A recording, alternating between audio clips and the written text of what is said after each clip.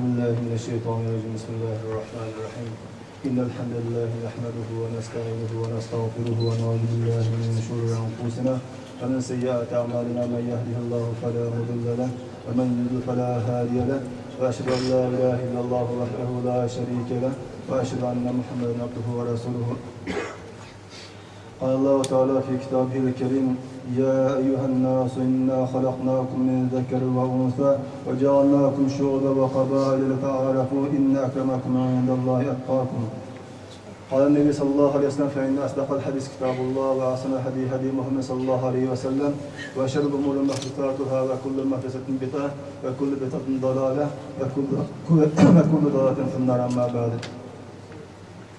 Allah subhanahu wa ta'ala Kur'an-ı Kerim'de ey insanlar biz sizlerni er ve ayaldan kılıp yarattık.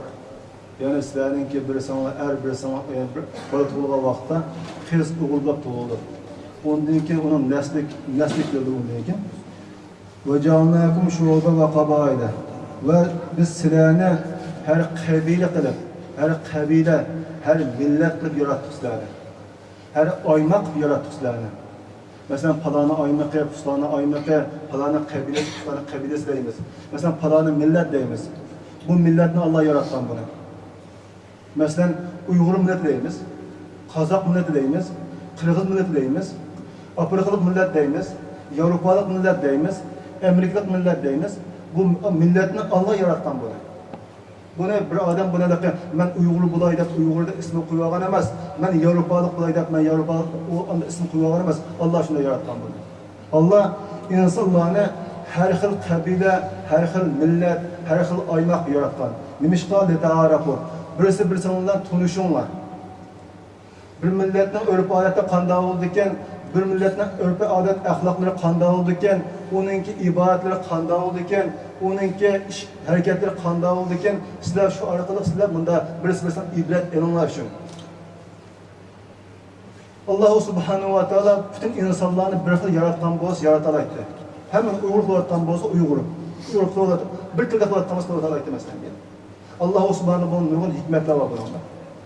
Bir millet yaratgan bo'lsa hamma qilib, hamma aqishmaq qilib, siz bizga o'xshash masalanga. Ya buğdiyonak qilib, yoki hamma qora Afrikada qilib, yoki hamma serat bu Yevropada, Amerikada qilib buni yaratgan bo'lsa Allah yaratalaydi. Ama Allah subhanahu wa ta'ala hammani her milletni her xil yarat Allah subhanahu wa ta'ala. İnne akramakum indallahi atqakum. Şu insanların arasından mayli Uyg'ur olsun, mayli aqishmaq olsun, mayli buğdiyonlik olsun, mayli qartellik olsun, mayli aqtellik olsun, mayli siriqtellik olsun. Oşunun hammasining arasida akramakum indallahi atqakum. Allah'ın dergahida qatağa o'tgan inson. Allah'ın dergahida Allah maqbul qildigan inson. Allah yaxshi ko'radigan inson taqvo inson deydi. Yani perhizgar inson. Mayli uniki Arab bo'lgani, ya ejam bo'lgani, uning qarog'ini, siriq bo'lgani, oq bo'lgani bu qatağa Allah'ın dergahida. Allah'ın dergahida faqat taqvo insonlar. Taqvo insonlarda bunaqa perhizgar insonlar degan taqvo degandan ma'nosi arabcha gap bu. Taqvo degan gap. Bizim tilimizde perhizgar, ihtiyatçan diye ma'no qildi. Nimadan ehtiyot qildi bu? Desa, bu har vaqt ehtiyot yashaydigan. Ehtiyot qilishda ben Allah'ın buyruqlarini qilmay qolmay. Har vaqt men Allah'ın buyruqlarini qila oldimmi deb o'zini hisob surib ehtiyot yashaydigan. Yoki men Allah'ın buyruqiga zid ish qilib soldimmi? Allah cheklagan narsani men qilib soldimmi? deb aşırı diqqatli yaşadığın insanlar taqvoda hesap olundu. Allah subhanahu wa ta'ala Kur'an-ı Kerim'de bu Ramazan'ın başlangıçta Allah subhanahu wa ta'ala bu Ramazan ruhusunu sizlerge biz perest kıldık. Bu Ramazan ruhusunu perest kılışta hakikaten sizlerle emas, sizlerin buğunuku ümmetinin perest kılgan biz. Bu Ramazan ruhusunu sizlerin buğunuku ümmetle Adem Aleyhisselam'ın başta Muhammed Aleyhisselam'ın kevüce Allah subhanahu wa ta'ala tahminen 124 bin peygamber verdi dünyaya. 124 bin peygamber. Her peygamberin özünün ümmeti var. Özünün yurtu var, mahallesi var. Mesela Muhammed sallallahu aleyhi ve sellem'deki yurtu ne? Mekke mükerremet olan peygamber sallallahu aleyhi ve sellem. Şunu hocam Mekke mükerremet peygamber sallallahu aleyhi ve sellem vazife tavşuk edip şu Mekke mükerremet başlayınca ta bizden vatanımızdaca bu İslam dine bağlan. İslam dini Mekke mükerremeden başlap ta bizden vatanımızgacha, ta şu şerefgacha, ta g'arbgacha hammaga kelgan. Hatta biz bunu Avrupa turibmiz, voy Shvetsiya turibdi. Shvetsiya dunyoning chet yoqsiga. Mishayga kelgan islom dini uchun. Mishayda masala bizda mana o'zimiz islom dinimizga joy ibodat qilib, e'tiqod qilib, o'zimiz islom dinimizda bo'lgan ibodatni joy qilyapmiz hozir.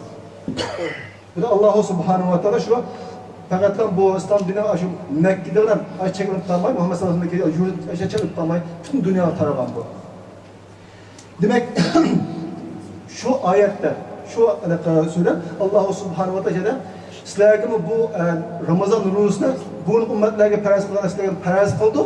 Şu 124 ming payg'ambar, 124 ming payg'ambarning ummatini hammasiga faraz qildik. Şu ro'zani sizlarga faraz qildik. La'allakum tattaqun. Sizlar şu Ramazan ro'zasini tutish orqali sizlar taqvolik qilib olinglar.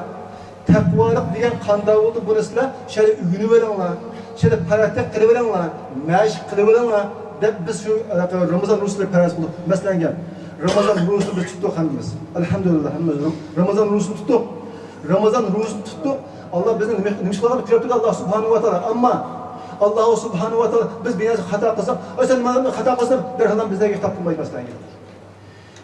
Biz Ramazan ro'za tutgan vaqtimizda bir yerga kirib turib, obdan qo'ziqimizni to'yg'izib, og'zimizni tortib surtib chiqarsak, buni Allohdan boshqa tutmaydi.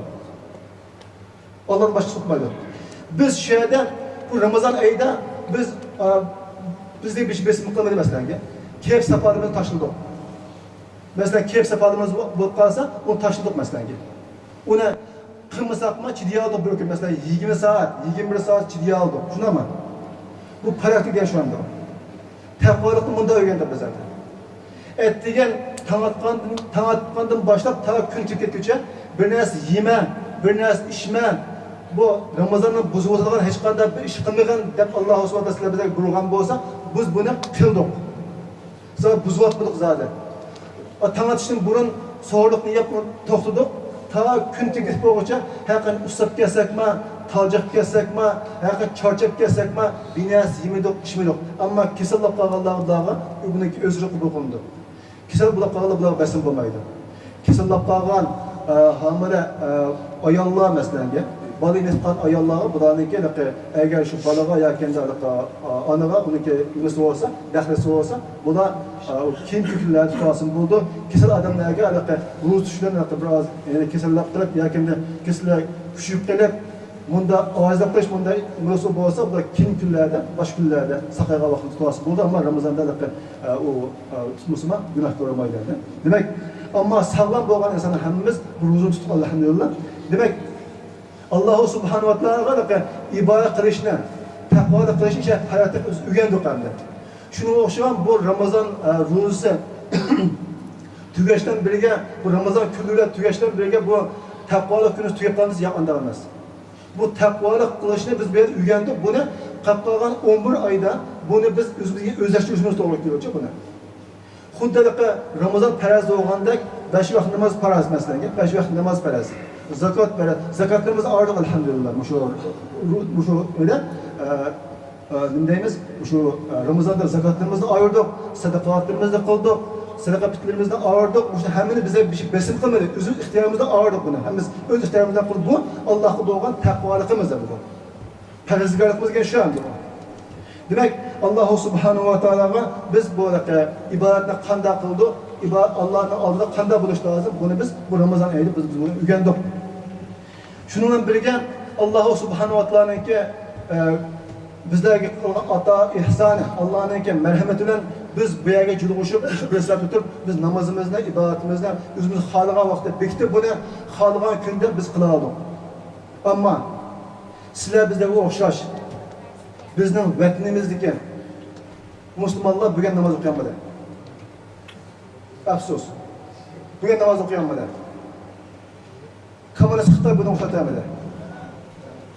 O bechora millat o'zining ibodatini o'zi xohlagan vaqtda, u xohlagan vaqt deganimiz butun musulmonlar qildigan vaqtda, Alloh subhanahu bayrat bergan vaqtda ibodatni qilolmaydigan hal chiqib qoldi hozir. Qolgan ish tugab ketdi hamda. Bugun namoz o'qimaydi. Hammaning xabari bor. bu Ramazanda nurg'unlagan adam tutib ketdi. Sizlarga o'xshash millətlər, sizlarga bizga o'xshash Uyg'urlarni hammasini tutib ketdi masalan. Nurg'un balni tutib ketdi. Nima ishqa? Bu ibodat qilaman degan jihatdan. Ro'za tutaman, namoz o'qiyman, men musulmondek yashayman degan jihatdan tutib ketdi shularni. Bularning haqqında biz duo qildik. Allohga yalvardik. Duo qildik, Allohga yalvardik, Allohga yilindik, qo'limizdan kelgancha. Bu duo bilan chirib qolmaslik lozim. Ularni o'ylashimiz, ularni har vaqt ularni yod etishimiz duo bilan chirib qolmaslik lozim. Biz moddiy va ma'naviy jihatda qo'limizdan kelgancha xizmat qilishimiz lozim. Bir ish qilishimiz lozim. Ular yetib ketdi. Hozir biz meyada namoz o'qib bo'lgandan keyin hammamiz hayitlaymiz. Bir hayitlaymiz. Ammo bo'lgan meyada chiqarishimda qasmini ichini siqmoqchi emas. Bu hayitmayozdan xursand bo'lgan vaqt. Ammo bizningki bir parchamiz bo'lgan, o'zimizniki akalarimiz, ukalarimiz, hali singillarimiz u yerda hozir ularga musibat. Motam murosim. Ba'zi uylarda dadlarını olib ketgan. Ba'zi uylarda balani onasi olib ketgan. U bola qolib qolgan yetim uylarda. Biz men namoz o'qiyapmiz hozir, bolamizni ergishib aytlaymiz masalan. Ani u bolalar kimga ergishadi? Shu yerda qolib qolgan bola kimga ergishadi? U yoqqa qarasa birisi o'zini bolani aytib qolgan, aytlab qo'yayotganda aytnamiz o'qiyotgan. Bu yoqqa qarasa birisini onasi aytib qolgan. Onasidan va dadasidan olib qolgan bolalar. Bunun deyishinde muşu yaqında nurg'unlagan yepiq sotlar açıldı. Nurg'unlagan bolalar qirilib ketdi. Nima ishqa o'zimizning dinimizni qo'g'daymiz, o'zimizning millatimizni asrab qolamiz, saqlab qolamiz degan jihatdan. Ularni Xitoy o'xshab bo'lgan bo'lsa, ularni kommunistlar qilgan bo'lsa, ularni hech qanday qaror solmaydi. Ular faqat men musulmon, men Uyg'ur musulmoni, men Uyg'ur musulmondek yashayman degan jihatdan shu bilan qoldi. Nurg'unlar turmalarda hozir. Nurg'unlar o'limiga hukm qilindi. Nurg'un oila vayron bo'ldi degan gap. Nurg'un ayollar tul qoldi, nurg'un bolalar yetim qoldi. Uning ega chiqish sizni bizning majburiyatimiz. Siz bizning majburiyatimiz. U bizning bir parchamiz. U bizning qarindishimiz. U bizning qinimiz. Ular bizning jinimiz bizniki. Buni tutmasimiz to'g'ri keldi. Bu ibadetin bir parçası. Çünkü Peygamber sallallahu aleyhi ve sellem bir hadiste Müslümanlar için başka durmagan, Müslümanlar için bir narsa oylamagan insanlar bizlerden emas deb aytgan Peygamber sallallahu aleyhi ve sellem. Bizim milletimiz elhamdülillah Müslüman. Bizim Müslüman. Bu oğullık cihat bu millet oylaş bizim mecburiyetimiz. Bu millet oylaş bizim mecburiyetimiz.